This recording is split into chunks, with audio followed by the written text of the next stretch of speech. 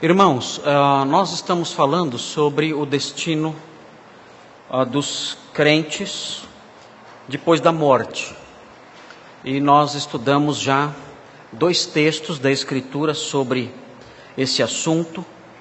Nós falamos sobre o que acontece com o crente imediatamente depois que ele morre. Nós tratamos desse assunto. Falamos também, nós estudamos esse primeiro assunto quando falamos de 2 aos Coríntios, no capítulo 5. Fizemos 4 sermões nessa passagem. Nós também tratamos sobre a ressurreição e o arrebatamento dos santos, quando nós estudamos 1 aos Tessalonicenses, capítulo 4, versículos 13 a 18, fizemos também alguns sermões sobre esse texto, e os irmãos acompanharam.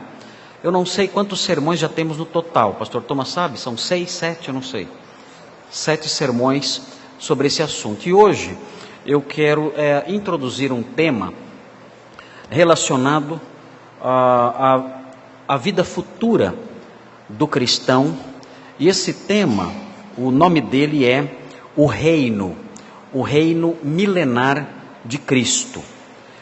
O texto que nós lemos trata desse reino, o reino milenar de Cristo. Eu vou apresentar para os irmãos hoje algumas informações introdutórias, para que os irmãos entendam melhor o texto quando nós entrarmos nesse texto e olharmos o texto vendo cada um dos versículos dele. Mas eu quero que os irmãos, já de antemão, olhando para o texto de Isaías 2, de 1 a 4, entendam que o reino futuro de Cristo, em primeiro lugar, será um reino físico. E isso está consubstanciado, conforme nós veremos, nos versículos 1 e 2. Notem bem, é verdade e nenhum cristão nega a realidade de um reino espiritual presente, de um reino atual, presente e espiritual de Cristo. Todas as vertentes doutrinárias cristãs afirmam a realidade de que Cristo já é rei e já está reinando no trono celeste.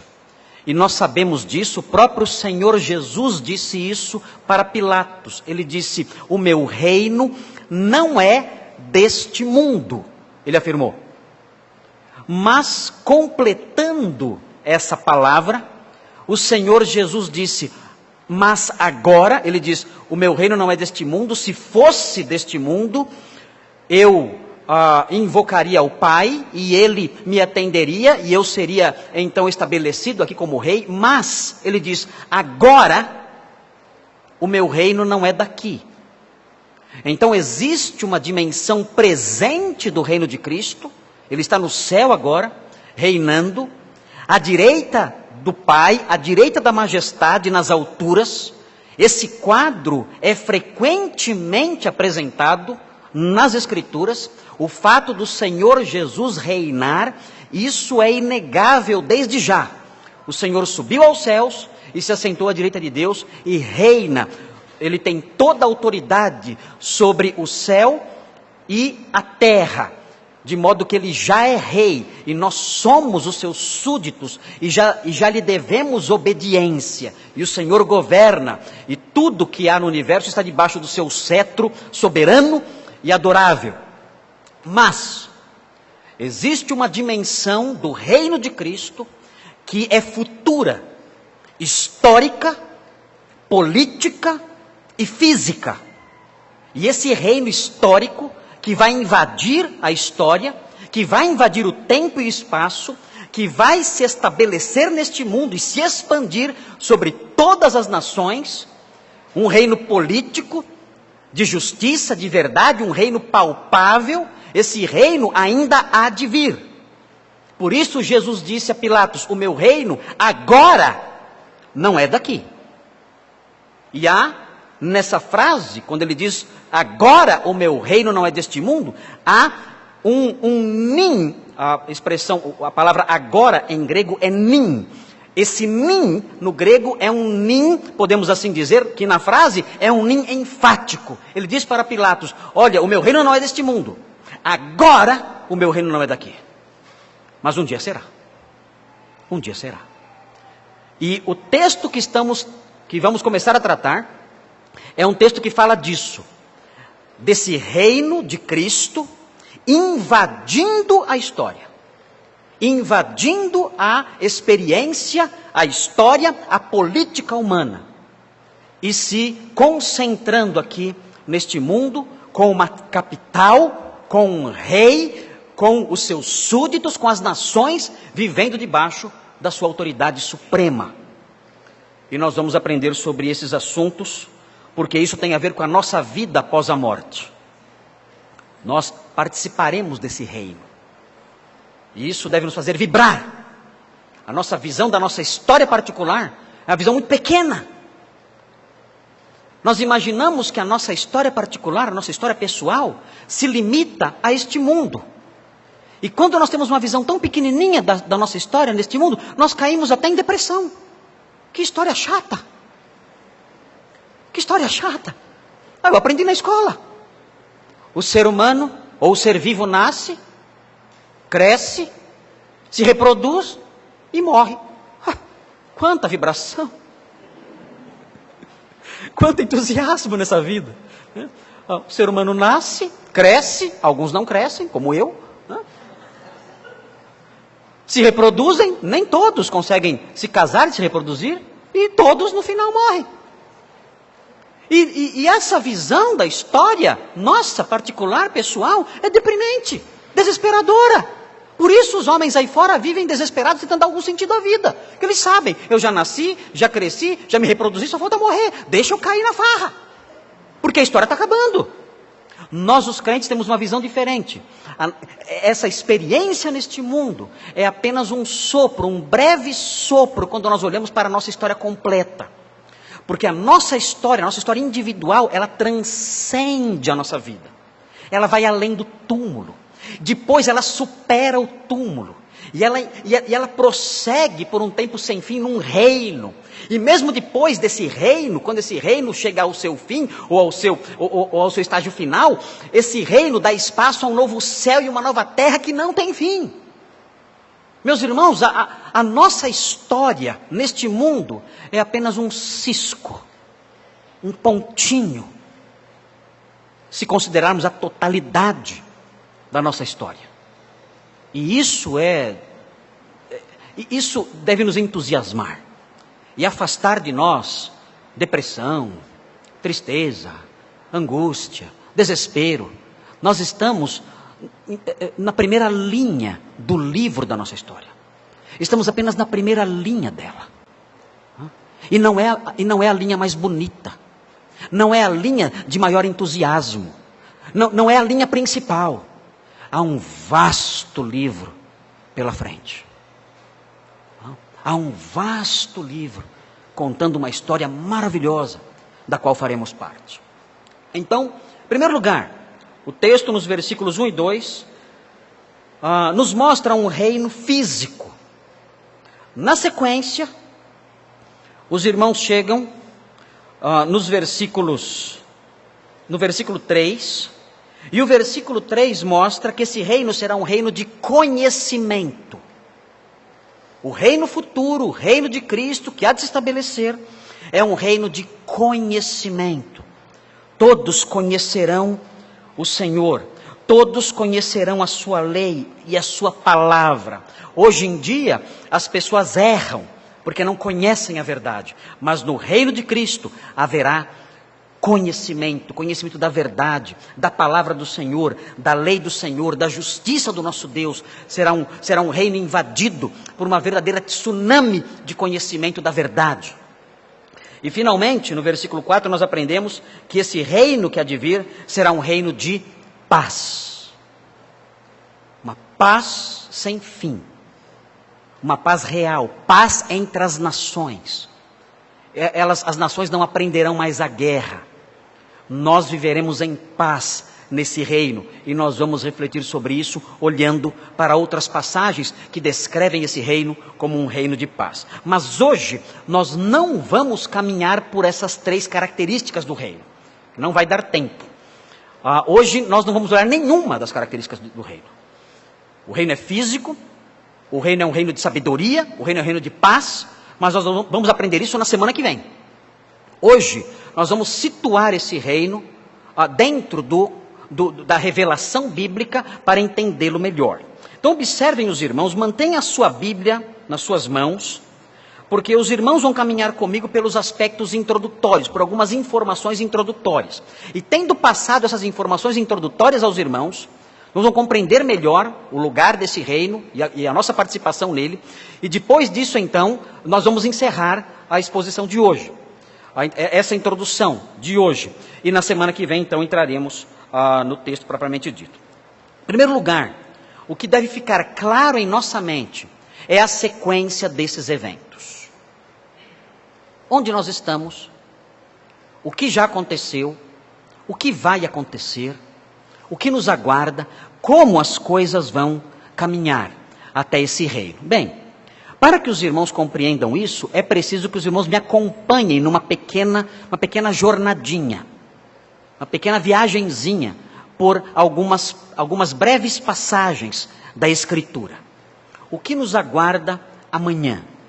Como nós podemos olhar para o futuro do cristão e o que esperar desse futuro? Então veja, em primeiro lugar, os irmãos devem ter em mente que o próximo evento escatológico, o próximo evento que vai tomar lugar na história da redenção escrita por Deus, é a ressurreição dos mortos, seguida pelo arrebatamento dos crentes que estiverem vivos.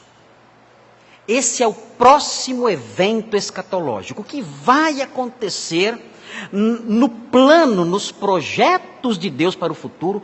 Nesses projetos, qual é o primeiro episódio que vai tomar lugar na história? Nós aprendemos isso na semana passada, está em 1 Tessalonicenses 4, de 13 a 18. Os irmãos têm que grifar esse texto na Bíblia, porque é um dos textos clássicos que falam sobre esse assunto. 1 Tessalonicenses 4, de 13 a 18. E nós estudamos esse texto já na semana passada, na outra semana também. O texto que fala sobre esse assunto, fala que haverá o dia em que o Senhor dará uma ordem. Observem o que diz o texto no versículo 16, 1 Tessalonicenses 4, versículo 16, nós já estudamos tudo isso, eu não vou explicar de novo o texto, só quero que os irmãos mantenham isso em mente, para que entendam a cronologia dos eventos. O texto diz: porquanto o Senhor mesmo, dada a sua palavra de ordem, o Senhor dará um comando, certamente uma ordem para que os mortos se levantem, como ele fez com Lázaro. Ele disse que chegaria o dia em que os mortos ouviriam a voz do Filho do Homem e se levantariam, ressuscitariam. Haverá então essa palavra de ordem, haverá a voz do arcanjo, haverá o ressoar da trombeta de Deus. São 3 sinais audíveis. E na sequência dos fatos, o Senhor descerá dos céus. Ele não pisará na terra nesse momento, ele ficará nos ares. E então os mortos em Cristo vão ressuscitar. Os que creram em Cristo e já morreram vão ressuscitar. Seus corpos serão restaurados. E eles se levantarão de suas sepulturas. Será um evento extraordinário. Será um evento maravilhoso.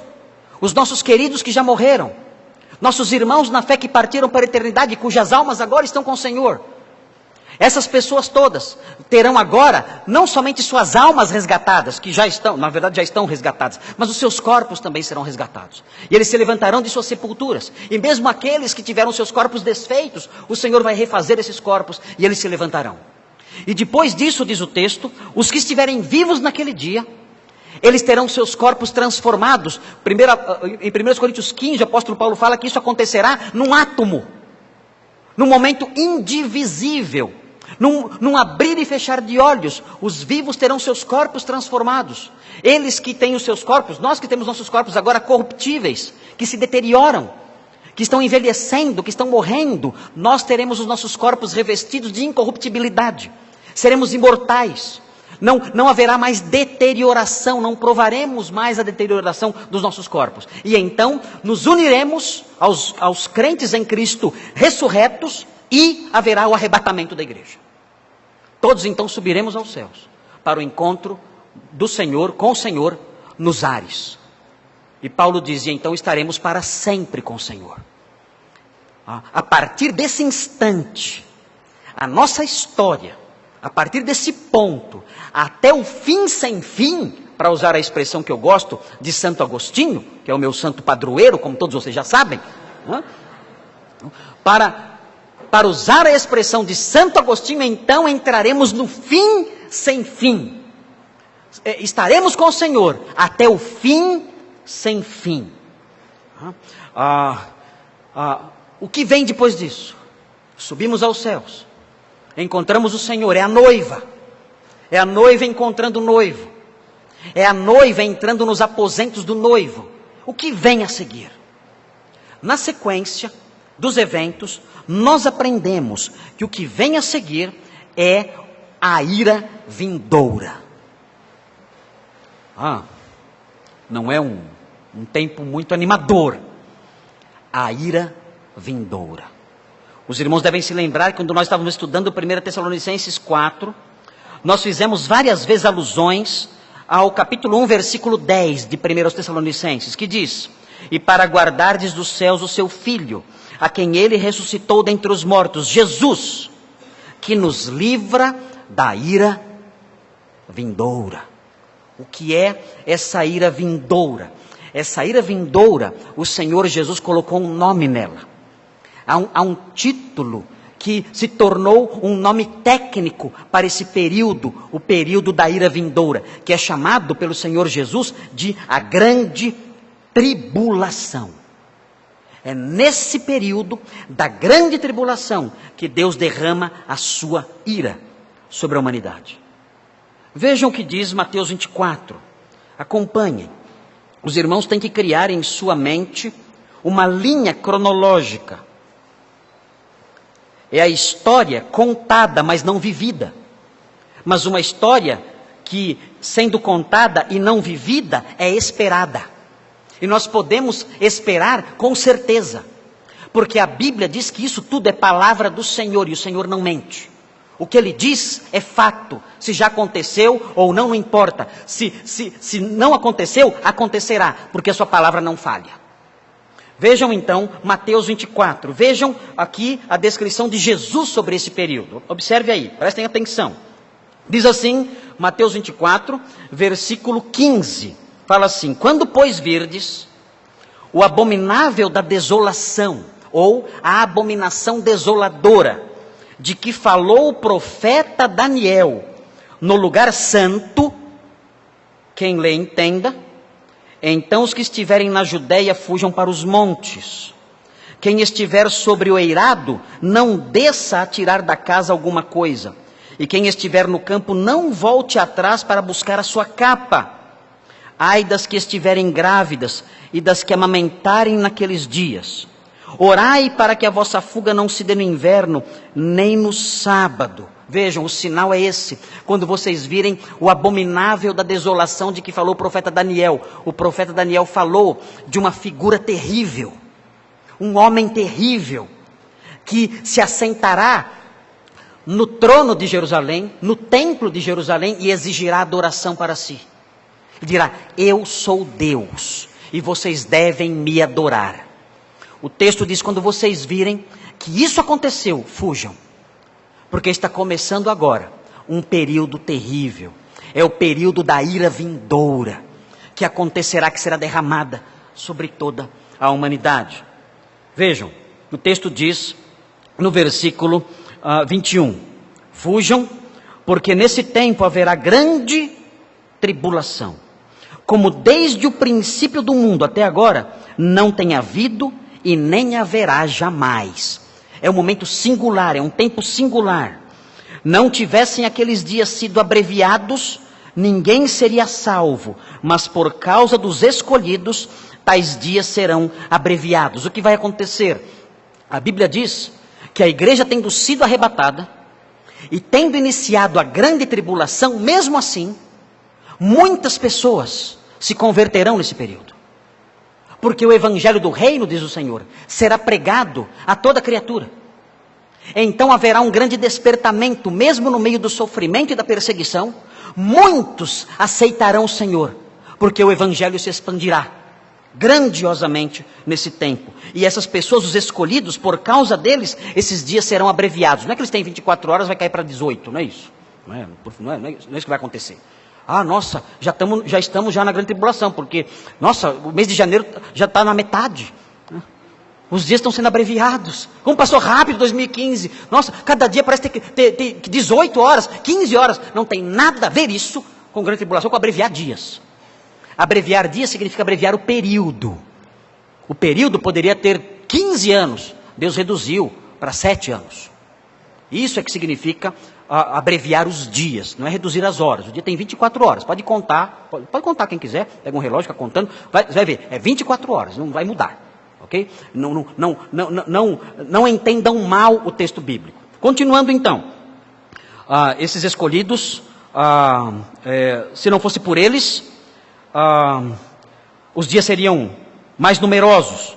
Então, se alguém vos disser, eis aqui o Cristo, ou ei-lo ali, não acrediteis, porque surgirão falsos cristos e falsos profetas, operando grandes sinais e prodígios para enganar, se possível, os próprios eleitos. A Bíblia fala que o próprio anticristo fará isso.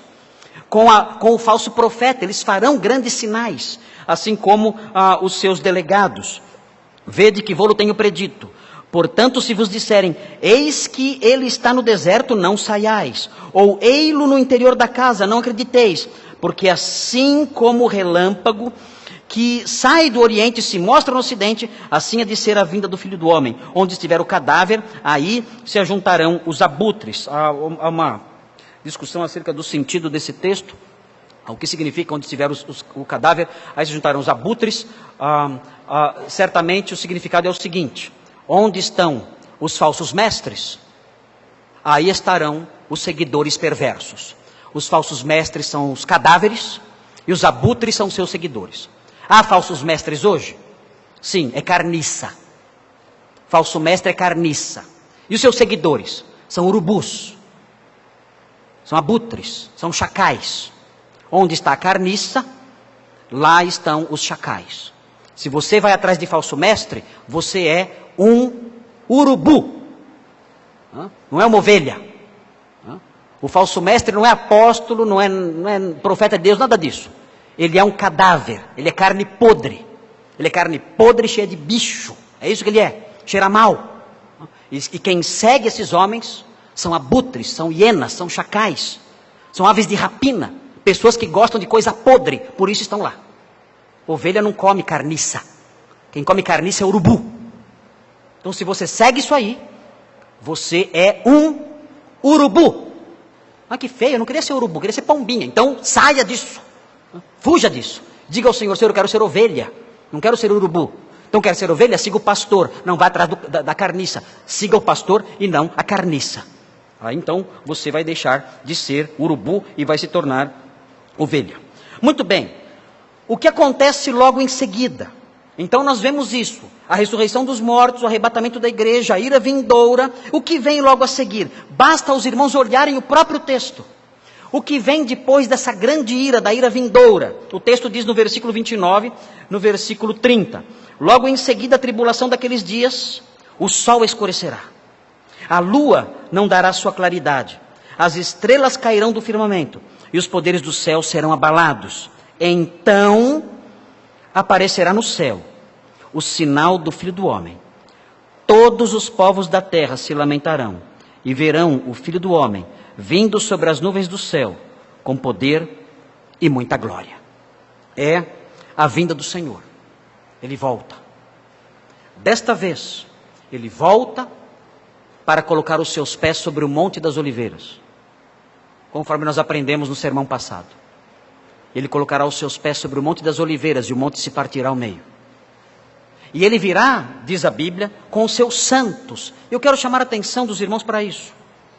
Em Apocalipse 19, os irmãos estão acompanhando? Não estão perdidos na cronologia? Não? Eu estou contando a sua história. É a sua história amanhã. Quando ficar perdido lá no céu, o que vai acontecer agora? Não, já aprendi lá na terra o que vai acontecer. O que acontecerá? Estou com medo. Não, calma. Você não foi na igreja? Você não ouviu o sermão do pastor Marcos? Fica tranquilo. Que lá eu não vou ficar respondendo pergunta, não. Vai perguntar, falar, já passou, já estou aposentado. Sinto muito. Não vou responder nada. Veja então, Apocalipse 19, versículo 11. Aqui a narrativa da volta do Senhor. Vejam o que diz. Vi o céu aberto. Apocalipse 19, 11. Vi o céu aberto e eis um cavalo branco. O seu cavaleiro se chama Fiel e Verdadeiro, e julga e peleja com justiça. Os seus olhos são chama de fogo. Na sua cabeça há muitos diademas. Tem um nome escrito que ninguém conhece, senão ele mesmo. Está vestido com um manto tinto de sangue, e o seu nome se chama o Verbo de Deus. Quem é esse personagem? Quem é? Jesus. É uma descrição vívida da sua volta.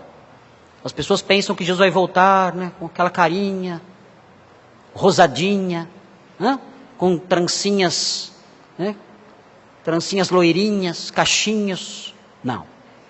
É um general voltando. É um general. É esse o nosso rei. Esse aqui é o nosso rei. Não é essa figura afeminada que vocês veem pintada aí nos quadrinhos, aí, nas figurinhas. Não. Esse é o nosso rei. Esse quem nós seguimos. Este aqui. O rei dos reis, o senhor dos senhores, o grande general. É este aqui. E nós vamos segui-lo. Veja o que o texto diz. E seguiam-no os exércitos que há no céu. Quem são essas pessoas? Podem ser os anjos, é verdade. Porque os anjos virão com ele. Mas vejam na sequência. Montando cavalos brancos, com vestiduras de linho finíssimo, branco e puro. Irmãos, eu acho que nós temos uma pista aqui de quem são essas pessoas. Se os irmãos olharem o versículo 8, os irmãos verão quem se veste assim. Veja o que diz o versículo 8. Versículo 7 primeiro. Alegremo-nos, exultemos e demos-lhe a glória, porque são chegadas as bodas do Cordeiro, cuja esposa, que é a igreja, a si mesma já se ataviou, pois lhe foi dado vestir-se de linho finíssimo, resplandecente e puro, porque o linho finíssimo são os atos de justiça dos santos. Aqui há uma descrição da igreja vestida de linho finíssimo, branco, puro, fulgurante. E quando nós olhamos para o versículo 14, vemos esses exércitos descendo dos céus com o verbo de Deus, trajando essas roupas. Então parece haver aqui uma pista de que esse texto está falando do Senhor voltando com o seu povo, que subiu no arrebatamento e está voltando com ele. Nós. É possível que o versículo 14 fale de nós. Vestidos assim. Descendo com cavalos brancos. Mas eu não sei cavalgar, vou cair. Não, você não vai cair. Já vai ter sido arrebatado, já vai aprender rapidinho. E desceremos com ele. Irmãos, isso tudo é tão fantástico. Eu acho isso demais. Ver isso, estar lá, presente, assistindo esses episódios todos. Note, eu brinquei com os irmãos na semana passada. Eu disse, irmãos, há tantas emoções a nos esperar, a nossa espera. Brinquei até com a frase do Roberto Carlos, né? São tantas emoções, né, nos aguardando no futuro. E esta é uma delas. Nós desceremos com o Senhor. Seremos parte do seu exército. Nosso grande general estará à frente de nós. E desceremos então do céu com ele. E estaremos chegando aqui com ele para tomar posse do reino deste mundo, acerca do qual nós lemos no capítulo 2 de Isaías, agora há pouco. Mas vejam a sequência dos fatos. Assim que o Senhor chega, nós vemos no versículo 19 o que ele faz com o anticristo, o abominável da desolação, o homem da iniquidade. Vejam o que o texto diz no versículo 19. Os irmãos devem observar na sequência aqui da leitura que nós fizemos, vejam, antes de ler o 19, vejam o que diz o versículo 15: sai da sua boca uma espada afiada, para com ela ferir as nações, e ele mesmo as regerá com um cetro de ferro. Vejam o reino aqui sendo mencionado, o reino histórico, físico, literal, político. Ele descerá e regerá as nações com um cetro de ferro. Não está falando do reino presente, do reino celeste. Está falando de um outro reino, um reino futuro, que será estabelecido quando ele voltar. Ele regerá as nações e pessoalmente pisa o lagar do vinho do furor da ira de Deus Todo-Poderoso. Tem no seu manto e na sua coxa um nome inscrito: Rei dos Reis e Senhor dos Senhores. Isso aqui não é para... tem gente que usa isso aqui para apoiar tatuagem. Está vendo? Jesus usava tatuagem. Não. O objetivo do texto não é aprovar tatuagem. Quer fazer tatuagem, sei lá o que pensar sobre isso, a Bíblia não fala nada sobre isso. Mas esse texto certamente não serve para isso. O texto quer enfatizar o seguinte, que o Senhor, ele é evidentemente o Senhor do Senhor, o Rei dos Reis e o Senhor dos Senhores. Isso é notável nele. E o texto prossegue: então vi um anjo posto em pé no sol, clamou com grande voz, falando a todas as aves que voam pelo meio do céu: vinde, reuni-vos para a grande ceia de Deus, para que comais carnes de reis, carnes de comandantes, carnes de poderosos, carnes de cavalos e seus cavaleiros, carnes de todos, quer livres, quer escravos, tanto pequenos como grandes. O Senhor está voltando e ele atacará o anticristo e seus exércitos. Haverá uma grande batalha, nós aprendemos aqui. E todos os inimigos do Senhor serão mortos. E os profetas falam, Zacarias fala da morte dessas pessoas, dos cavalos e dos cavaleiros. A Bíblia diz que eles apodrecerão vivos, os seus olhos apodrecerão em suas órbitas, as suas línguas apodrecerão em suas bocas. Assim será a morte dessas pessoas, e as aves do céu comerão e se fartarão de suas carnes. E o texto diz no versículo 19: e vi a besta, é o anticristo, besta ou o monstro, a fera. Nós adotamos a palavra besta, ficou a palavra besta, mas a palavra besta tem uma conotação tão ruim, nos nossos dias a gente usa essa palavra de uma forma um pouco banalizada. O ideal seria dizer que ele viu a fera, o monstro, a fera, que é o anticristo, que é o homem do pecado, e os reis da terra unidos à fera, ao anticristo, com os seus exércitos, congregados para pelejarem contra aquele que estava montado no cavalo e contra o seu exército. É até uma tolice isso, mas o pecado faz isso, o pecado estupidifica a pessoa. Então esses exércitos, juntamente com a besta, estupidificados pelo pecado, vão tentar fazer guerra contra o Senhor que volta. Mas a besta foi aprisionada, e com ela o falso profeta, que com os sinais feitos diante dela, seduziu aqueles que receberam a marca da besta e eram os adoradores da sua imagem. Os dois foram lançados vivos dentro do lago de fogo, que arde com enxofre. Os restantes foram mortos com a espada que saía da boca daquele que estava montado no cavalo. E todas as aves se fartaram das suas carnes. É a grande batalha. E isso nós aguardamos quando o Senhor descer e nós descermos com Ele. Ele matará o anticristo. Segundo aos Tessalonicenses, no capítulo 2. Desculpem fazê-los manusear tanto a Bíblia hoje, mas eu quero que os irmãos conheçam essa sequência dos episódios que estão por vir. Diz assim, Tessalonicenses 2:8. Reiterando o que é dito em Apocalipse. Fala assim, segundo aos Tessalonicenses 2:8. Então será de fato revelado o iníquo, é o anticristo, a besta, a quem o Senhor Jesus matará com o sopro de sua boca. No Apocalipse é a espada da sua boca. E o destruirá pela manifestação da sua vinda. Quando o Senhor se manifestar, Ele matará o iníquo. Por que Ele matará com a espada da sua boca, ou com o sopro da sua boca? Essas figuras de linguagem são figuras que apontam para a palavra dEle. O Senhor falará, dará uma ordem, pronunciará um juízo, uma sentença de juízo. E essa sentença será como uma espada e matará o iníquo. destruirá o iníquo nessa ocasião. E o que vem a seguir? Os irmãos devem voltar para Mateus e verão o que vem a seguir. E aí a gente para aqui, na sequência dos eventos. Mateus 25. Mateus 25. Vejam então o que acontece. O Senhor volta, mata o iníquo, destrói as nações rebeldes, os exércitos, não as nações, mas os exércitos das nações rebeldes. E vejam o que ele faz então. Versículo 31. Mateus 25, 31. Quando vier o Filho do Homem na sua majestade, e todos os anjos com ele, então, aqui a história é resumida, não conta, não fala da batalha, não fala da destruição do iníquo, não fala desses detalhes, porque o objetivo de Mateus é realçar outro aspecto da sua vinda.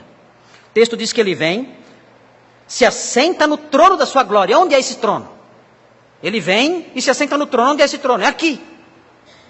Ele não vai se assentar num trono celeste. Ele vem e se assenta num trono aqui. Esse trono será em Jerusalém, é o trono de Davi. Nós aprendemos em Isaías 2, é em Sião o seu trono. E ele se assentará no trono da sua glória, neste mundo. Começa então o reino está prestes a ser inaugurado. O seu trono já está estabelecido aqui. E o que ele faz então? E todas as nações serão reunidas em sua presença.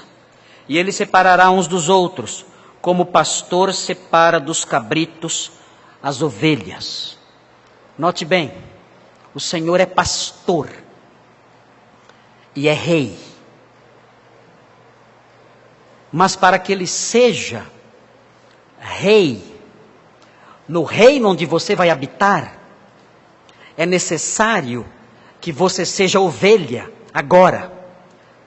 Para tê-lo como rei no futuro, é necessário tê-lo como pastor agora.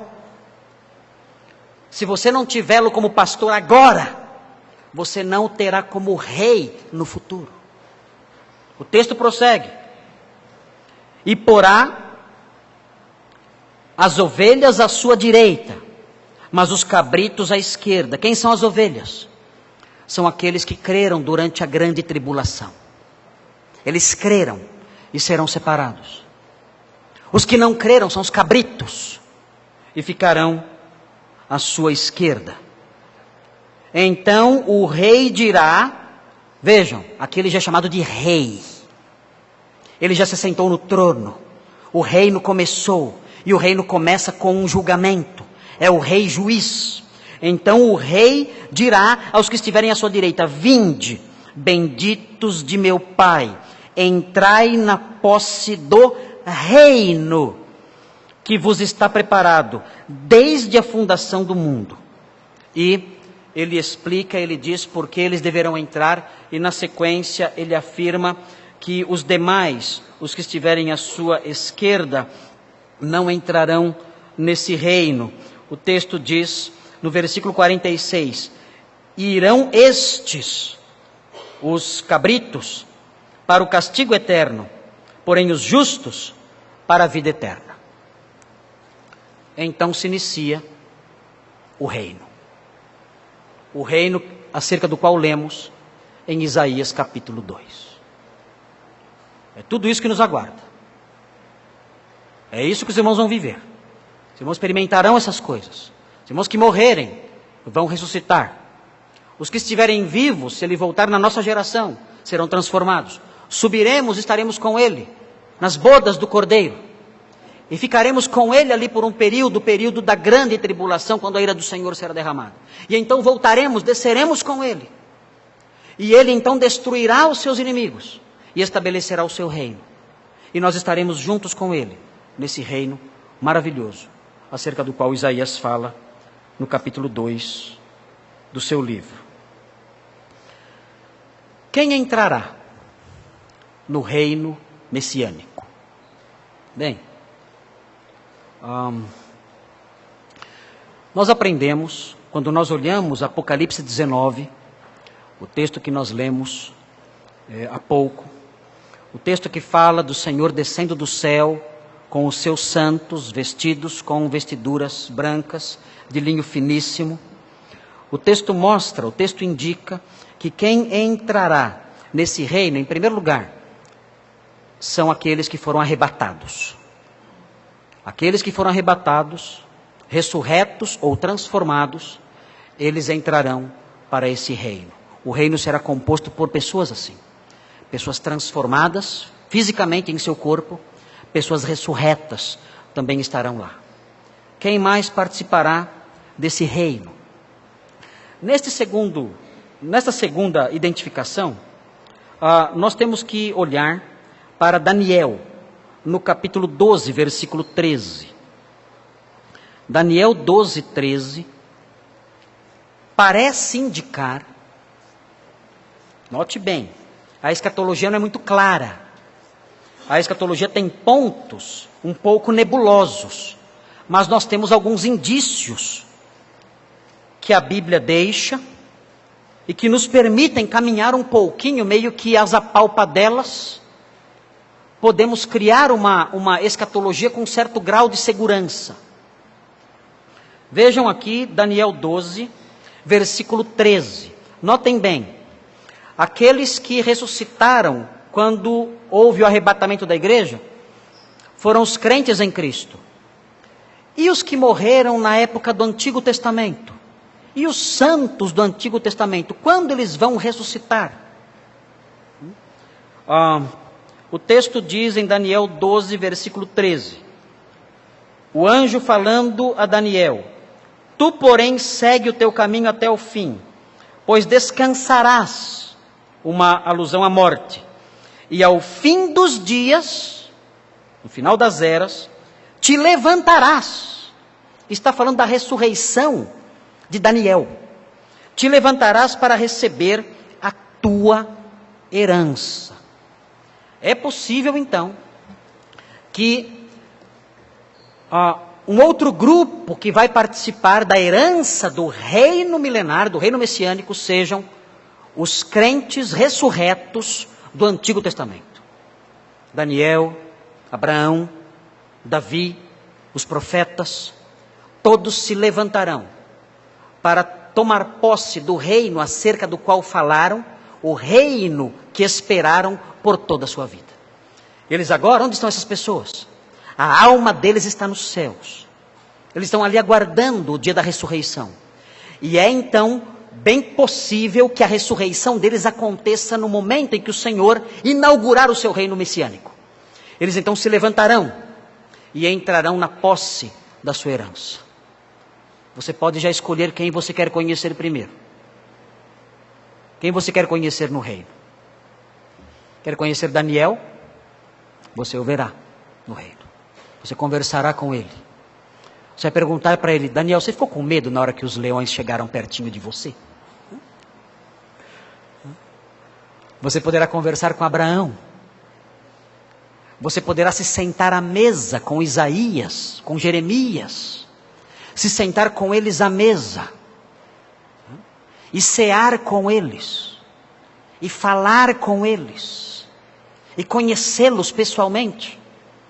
Todos ali, juntos, num grande banquete. À ponta da mesa, o nosso rei, o Messias, comendo conosco, bebendo conosco. E nós ali, com os santos de Deus, naquela refeição maravilhosa, naquela ceia maravilhosa que nos aguarda. Aquela ceia da qual o Senhor falou. Ele disse: eu não beberei mais do fruto da videira. Eu não vou mais beber. Eu vou ressuscitar. Eu vou subir aos céus. Vou comer peixe com vocês. Vou comer pão com vocês. Mas não vou mais beber o fruto da videira. Porque esse dia de beber esse suco festivo acontecerá somente no reino. Lá eu quero beber com vocês, ao redor da mesa. E nós nos sentaremos ao lado de Daniel, de Abraão, de Davi, de Isaías, de Jeremias, de todos os profetas, todos os santos. E falaremos com eles e participaremos então dessa maravilhosa refeição. Eu pessoalmente espero que tenha café expresso. Afinal, Pastor Thomas, você me acompanha no café expresso? Nós aguardamos esse dia, quando o Senhor preparar essa grande ceia para nós. Meus irmãos, temos muito que esperar disso aqui. Temos que ter nossa alegria firmada aqui, quando sabemos o que nos aguarda. Será que o nosso coração tem que estar tão enraizado nessas coisas que são apenas neblina, sombras, coisas que passam? Nós somos como crianças, preocupadas com feridas pequenas, porque nós não temos uma visão completa da realidade que nos aguarda, da história que está escrita para nós. Nós não sabemos, por isso sofremos, trememos, choramos. Nós trabalhamos com informações falsas que o mundo nos passa, como se tudo se resumisse a essa existência presente. Uma das minhas filhas, e eu não posso mais falar o nome, não posso mais identificar nenhuma delas, porque elas já cresceram e agora ficam com vergonha se eu falo o nome delas. Mas uma das minhas filhas, quando era pequenininha, um dia foi comigo numa pizzaria. E nós descemos do carro. E quando descemos do carro havia uma moto estacionada. E o manete da moto estava baixo, porque a moto estava inclinada sobre o seu pezinho, o seu cavalete. Ela era pequenininha. E quando ela passou perto da moto, o manete da moto bateu aqui, na parte de baixo do olhinho dela. Ela não chorou nada. Ela só pôs a mão nos olhos, tirou. Eu já corri assustado, pensando que tinha acontecido alguma coisa mais grave. Mas não foi nada. E eu entrei na pizzaria. E ela, que era bem sapequinha, estava quieta, triste. Eu comprei a pizza, esperei. E ela quieta, deprimida, num poço de angústia. Eu olhei e ela ali quieta. Veio a pizza. Era para estar alegre, vamos comer pizza. Veio a pizza. Entramos no carro. Ela sentou no banco de trás, na cadeirinha dela. Acho que não era mais cadeirinha na época, não tinha mais isso, era um pouquinho maior. Triste, deprimida, arrasada. Precisando de um terapeuta. Precisava fazer uma terapia para superar as suas angústias. Eu disse: filha, o que você tem? O que aconteceu? Ela disse: papai, agora o meu olho vai vir até aqui. Ele vai crescer e vai esticar e vai vir até aqui o meu olho. É mesmo? Quem te disse isso? Não vai. Meu olho vai esticar e vai ficar até aqui. Assim. Ela viu no desenho isso. Ela viu isso num desenho da televisão. E ela acreditou que o desenho dizia a verdade. Quando a gente bate o olho vem até aqui. Deve ter sido Tom Jerry, deve ser. Com certeza. E ficou deprimida e triste, porque na mentalidade dela, era isso que estava reservado para ela. E eu então disse para ela: filhinha, você está triste porque está com a informação errada. O seu olho não vai esticar até aqui. Confia em mim. Confie na palavra do papai. O seu olho não vai ficar até aqui na frente. Isso não vai acontecer com você. Acredite em mim. Eu já menti para você? Não. Então descanse. Descanse. Você vai comer sua pizza tranquila, feliz, contente, porque nada do que você está pensando vai acontecer. Abandone a sua tristeza, a sua angústia, seu desespero e o seu medo, porque tudo que você está gritando é mentira, é invenção, é desenho animado, é só isso. Acredite no papai. Nada disso acontecerá com você. Então, a tristeza dela foi embora. Não precisou ir para o terapeuta. Nós somos crianças que acreditam em desenho animado. E fazemos pequenas feridas nos nossos olhos. E caímos então num poço de lamentação. Recebemos pequenos ferimentos ao longo da vida.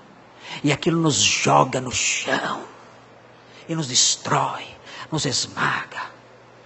E padecemos, e sofremos, e choramos, e nos angustiamos, e nos trancamos dentro de um quarto escuro, e entramos num poço profundo e não saímos mais. Porque esquecemos da palavra do papai que não mente, que diz: não, esse ferimento não é nada, confia em mim, eu tenho coisas maravilhosas para você. Confia em mim, não dê tanto peso para esse pequeno ferimento. Saia dessa sua tristeza fundamentada em tolices de desenho animado, em tolices que a mídia incutiu na sua mente, e olhe para a palavra do papai que não mente, e se alegre, e descanse, e espere em paz, sabendo que o que há reservado para você é uma vida adulta, perfeita, livre de problemas nos olhos.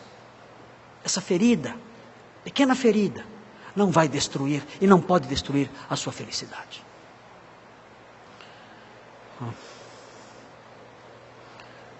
Nós estaremos com os santos do Antigo Testamento. E nisso haverá grande glória. E nós participaremos dessa ceia com eles. É isso que nos aguarda. Quem mais? Quem mais vai participar do reino que o Senhor irá inaugurar? Nós podemos descobrir mais um grupo em Apocalipse, no capítulo 20. Versículo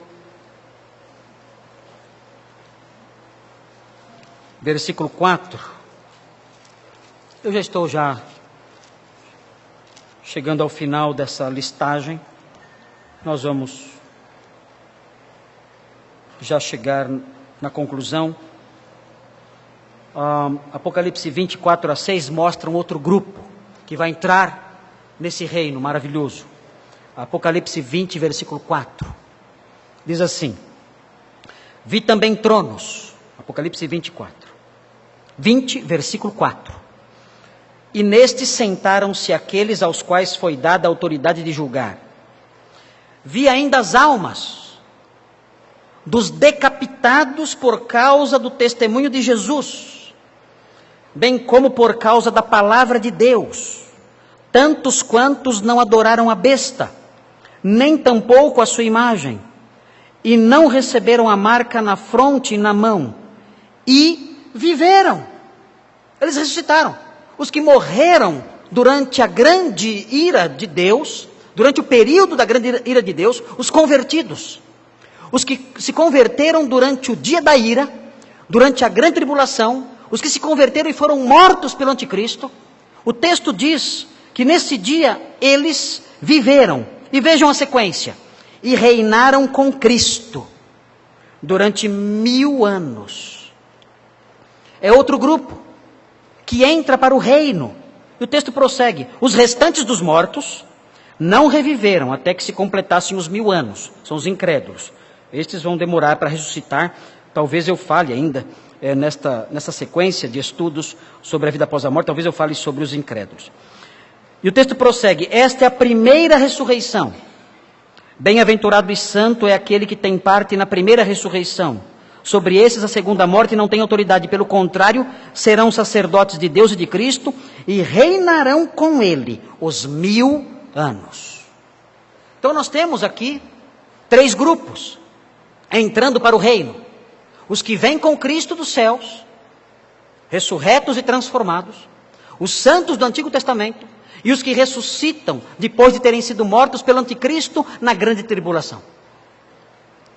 E além disso, além desses grupos, nós temos ainda um quarto grupo. E os irmãos já viram qual é esse quarto grupo. Nós vimos em Mateus 25, quando lemos Mateus 25, nós aprendemos que o Senhor estabelecerá o seu reino. Nós não vamos ler de novo o texto, Mateus 25, 31 a 34. Ele estabelecerá o seu trono, e então ele separará os bodes das ovelhas. Quem são as ovelhas? São os que se converteram na tribulação, mas não foram mortos, e eles entrarão para o reino também. São os únicos não ressurretos que entrarão para o reino milenar. Os únicos. Vão falar, mas então, na tribulação vai ter gente ressuscitada e vai ter gente que não ressuscitou. Sim. Mas como vão viver assim? Sem problema nenhum. Jesus, quando ressuscitou, ele andou entre nós. Ele foi tocado. Ele comeu conosco. O convívio de ressurreto com o não ressurreto é normal. A única diferença é que os ressurretos não se casam, nem se dão em casamento. Então, tem que evitar confusão lá no milênio, né? Quando o rapaz conhecer a moça, tem que falar, você é ressurreta ou...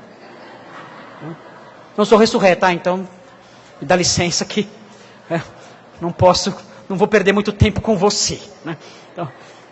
Então, talvez esses sejam, as grandes novelas do milênio serão assim, né? Um homem apaixonado pela moça ressurreta, o que eu faço agora, né? Então, as grandes novelas do milênio, né? Mas enfim, não haverá nenhum problema nesse convívio, acredito. Há uma descrição dessas pessoas vivas no reino milenar. Isaías, no capítulo 65, é um texto muito interessante, porque essas pessoas que entrarão para o reino vivas, sem jamais terem provado a morte ou a ressurreição, vejam como elas vão viver. Isaías 65, 18. O texto fala sobre o reino já estabelecido e as pessoas vivendo nesse reino. As pessoas como nós. Veja o que diz. Mas vós folgareis e exultareis perpetuamente no que eu crio. Porque eis que crio para Jerusalém alegria e para o seu povo regozijo. E exultarei por causa de Jerusalém e me alegrarei no meu povo, e nunca mais se ouvirá nela nem voz de choro, nem de clamor. Não haverá mais nela criança para viver poucos dias, nem velho que não cumpra os seus, porque morrer aos 100 anos é morrer ainda jovem, e quem pecar só aos 100 anos será amaldiçoado. As pessoas vão morrer, essas pessoas que entrarem vivas para o reino, morrerão. Terão filhos? Terão filhos. Serão filhos sem pecado? Não, serão filhos que pecam. São pessoas normais, como nós.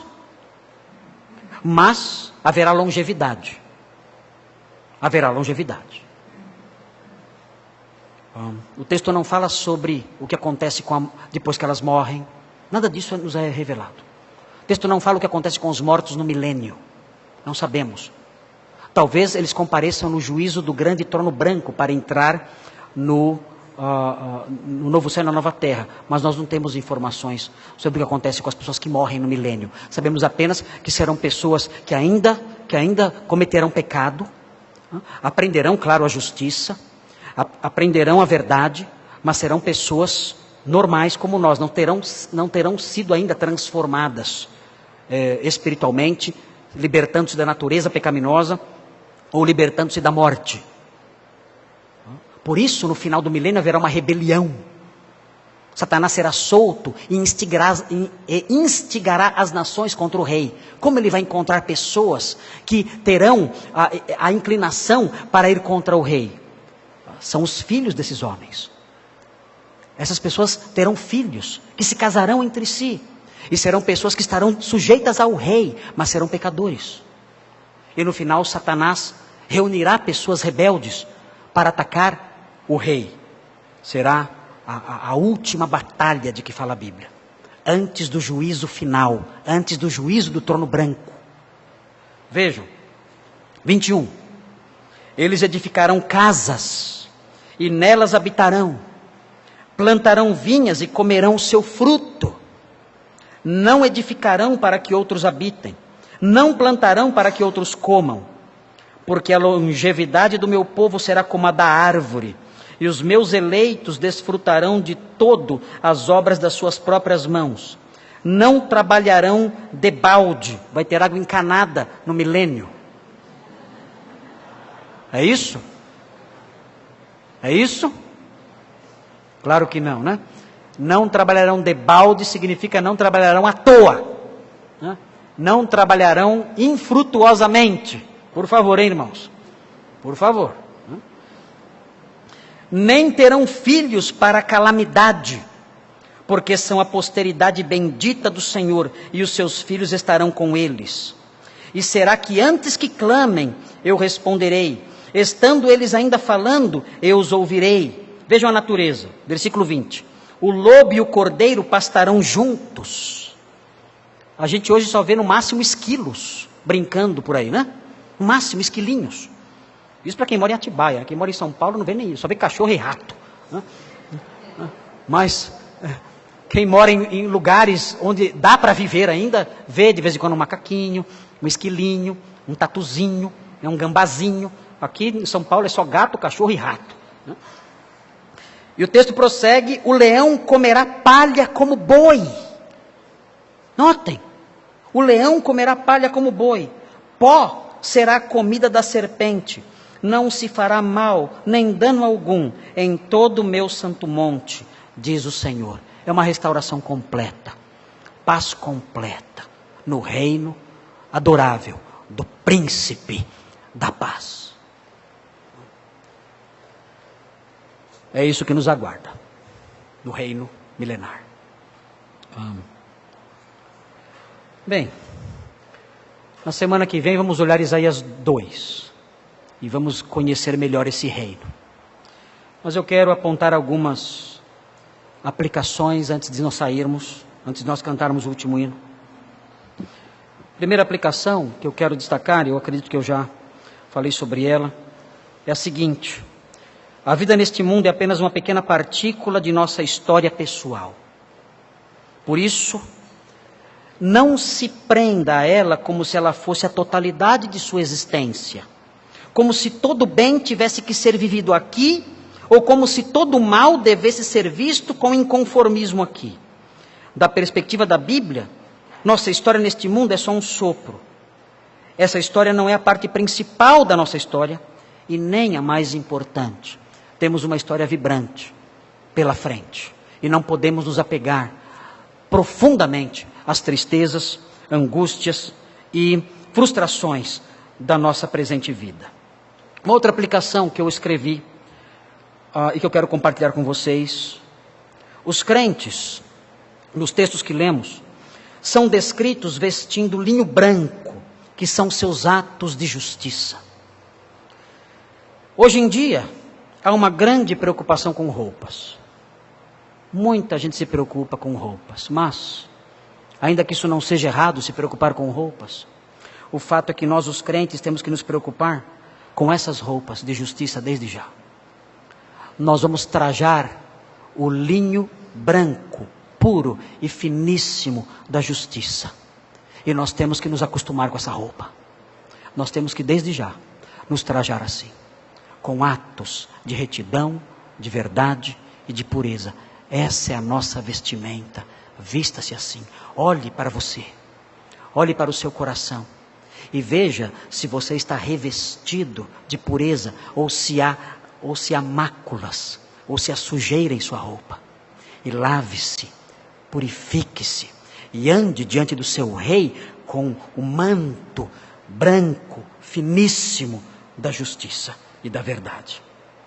Uma terceira aplicação importante, essa Jesus ensinou, a oração do Pai Nosso. Pai Nosso que estás nos céus, santificado seja o teu nome. E o que vem depois? Venha o carro novo. Venha o aumento de salário.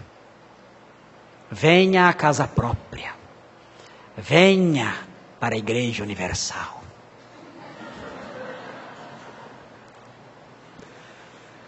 Não. O texto diz: é o santo clamando. É a oração que saiu da boca da verdade. Venha o teu reino. É a minha primeira petição. Venha o teu reino. Você já orou assim? Qual é o seu primeiro pedido? Senhor, santificado seja o teu nome.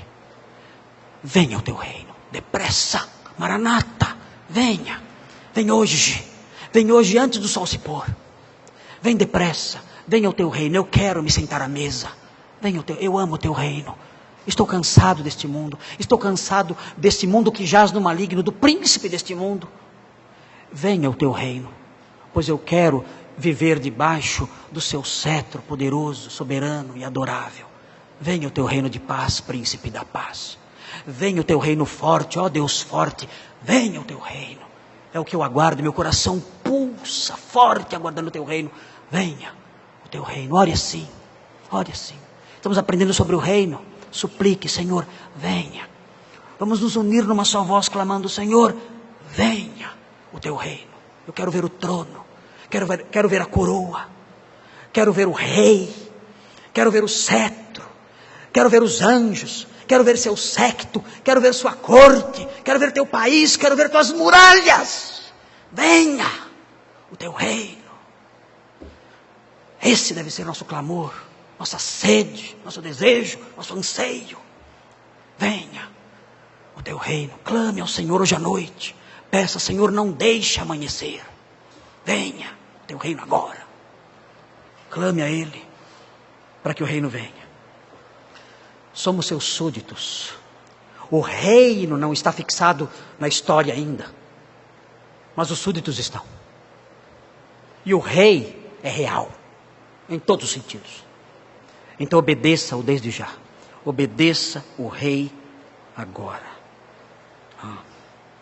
E por último, irmãos, nós temos falado tanto sobre política, tanto, e acho que não existe ninguém no mundo, bom, deve haver, né? Mas para nós parece que o desconforto chegou numa fase, e o descontentamento chegou numa fase realmente inigualável quando pensamos no passado. Nós olhamos para o nosso país e a política mundial e não temos esperança nenhuma. Os nossos governantes são desonestos, mentirosos, golpistas, ladrões. São pessoas da pior qualidade. Pessoas da pior qualidade. Estamos assustados com o que nós vemos na política nacional e na política mundial. Homens sem Deus. Não há um governante sequer neste mundo que tenha o temor do Senhor. Nenhum sequer. Nunca vimos um quadro tão assustador como este. E não são incrédulos comuns, se é que podemos assim dizer. São incrédulos da pior qualidade, dominando aí sobre os povos. E quando olhamos para isso, nós desanimamos, ficamos tristes, reclamamos. Eu reclamo muito, fico inconformado. Os irmãos reclamam muito, ficam inconformados, nós nos cansamos. Mas nós temos que parar um pouco de olhar para a política presente e lembrar que essa política presente será substituída por um governo centralizado e universal, quando o Messias reinará sobre tudo. Alguns anos atrás eu li um livro de um historiador da Revolução Francesa, chamado Jules Michelet. E Jules Michelet era ateu. E ele conheceu alguns cristãos. E ele escreveu o seu livro, História da Revolução Francesa, sem ter se convertido nada. Mas ele narra nesse livro, a História da Revolução Francesa, de Jules Michelet, ele narra um encontro que ele teve com alguns cristãos. Ele era ateu, mas ele se simpatizou com os cristãos. Ele disse o seguinte: os cristãos são poucos, ele disse. E acertou, são poucos mesmo. Ele disse assim: o cristão é alguém, ele disse, que crê unicamente em Cristo para a sua salvação. Só em Cristo, em nada mais. Veja como Michelet tinha a percepção correta dos cristãos. E ele fala então, por isso há pouquíssimos cristãos. E é verdade, há pouquíssimos cristãos, pouquíssimas pessoas que creem unicamente em Cristo como seu Salvador. E ele fala, e eu conheci alguns na França pós-revolucionária. E eu conversei com eles. E eu disse a eles, o que vocês pensam de tudo que tem acontecido? A revolução, igualdade, fraternidade. Qual é a outra expressão? Igualdade, falei? igualdade, liberdade, fraternidade, que lindo! Hã? 3 palavrinhas só, né? Oh, que lindo, né? Ah, igualdade, liberdade, fraternidade, o que vocês acham disso? Hã? Bom, os irmãos devem saber no que deu a Revolução Francesa. Para conhecer um pouco da igualdade, liberdade e fraternidade. Né? Mas enfim, os cristãos responderam o seguinte para ele: Michelet, nós não temos esperança em revoluções. Michelet contando a história. Nós não temos esperança em revoluções. Não temos esperança nos movimentos políticos deste mundo.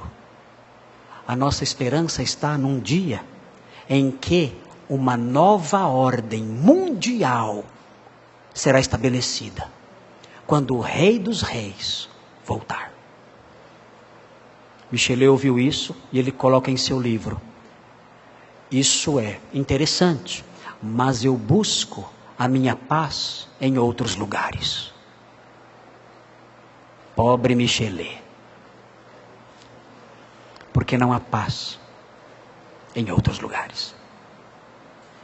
A paz está na mensagem dos cristãos da França pós-revolucionária. Eu tenho uma esperança, Michelet. Eu tenho a esperança numa nova ordem que será inaugurada quando o rei voltar. Eu não ligo para revoluções. Eu não tenho esperança em movimentos políticos, em discursos bonitos dos governantes atuais, não. Eu tenho esperança num reino vindouro. E é nesse reino que eu espero. É nesse reino que eu deposito toda a minha esperança, confiança e paz. Que seja assim conosco. Deus os abençoe. Vamos orar.